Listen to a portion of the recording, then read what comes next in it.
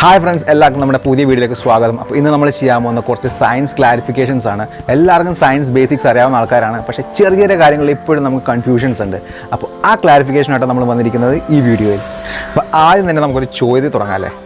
അതായത് ഏത് സാധനമായിരിക്കും ആദ്യം ഒരു സർഫസിൽ വന്ന് ലാൻഡ് ചെയ്യുന്നത്? ഇപ്പോൾ നമ്മൾ രണ്ട് സാധനങ്ങൾ എടുത്തു, ഫോർ എക്സാമ്പിൾ ഒരു കോയിനും ഒരു ഇലയും എടുത്തു.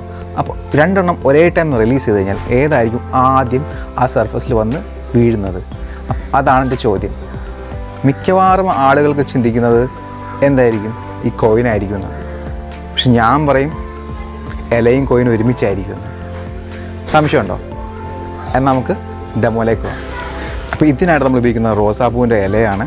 പിന്നെ അതേ കോയിൻസ് ഉണ്ട്, അതായത് നമ്മുടെ 5 രൂപയുടെയും 50 പൈസയുടെയും കോയിനാണ് യൂസ് ചെയ്യുന്നത്. പിന്നെ ഒരു ബാറ്ററി. അപ്പോൾ ഇത്രയും സാധനങ്ങൾ ഉപയോഗിച്ചാണ് നമ്മൾ ആ ഒരു ക്ലാരിഫിക്കേഷൻ നിങ്ങൾക്ക് തരാൻ പോകുന്നത്.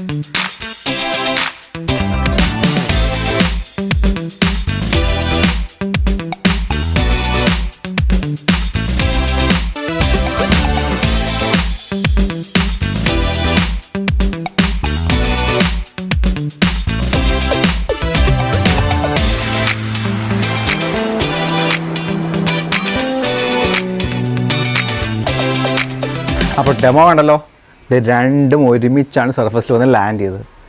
വീണ്ടും സംശയമുണ്ടോ? നമുക്ക് അടുത്തൊരു ഡെമോ കൂടി ചെയ്ത് നോക്കിയാലോ, ബാറ്ററിയും കോയിനുമായിട്ട്. അപ്പോൾ ഈ അടുത്ത ഡെമോയിൽ നമ്മൾ യൂസ് ചെയ്യുന്നത് ഒരു 50 പൈസയുടെ കോയിനും ബാറ്ററിയുമാണ്. അപ്പോൾ ഇതിൽ ഹെവി ഏതാണെന്ന് നമുക്ക് അറിയാമല്ലോ, ഒബ്വിയസ്ലി അത് ബാറ്ററി തന്നെയാണ് ഹെവി. അപ്പോൾ ഇത് രണ്ട് യൂസ് ചെയ്യാൻ നമ്മൾ അടുത്ത ഡെമോ.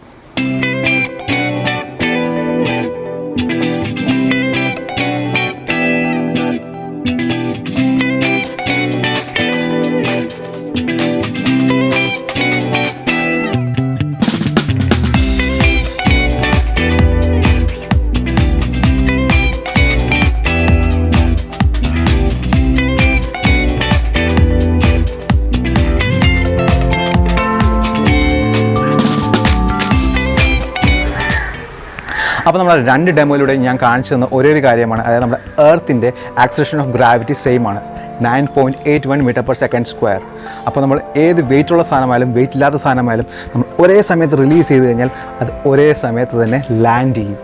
ബിക്കോസ് നമ്മുടെ ആക്സിലറേഷൻ ഓഫ് ഗ്രാവിറ്റി ഭൂമിയിൽ എവിടെ തന്നെ എന്ത് തന്നെ ചെയ്താലും അത് സെയിം ആയിരിക്കും. അപ്പോൾ നമ്മുടെ വീഡിയോയിലൂടെ നിങ്ങളുടെ ഒരു വലിയൊരു ഡൗട്ട്, കൺഫ്യൂഷൻ ക്ലിയർ ആയി അല്ലേ എല്ലാവരുടെയും. അപ്പോൾ ഇനി അടുത്ത വ്ലോഗിൽ കാണുന്നവരെ goodbye guys.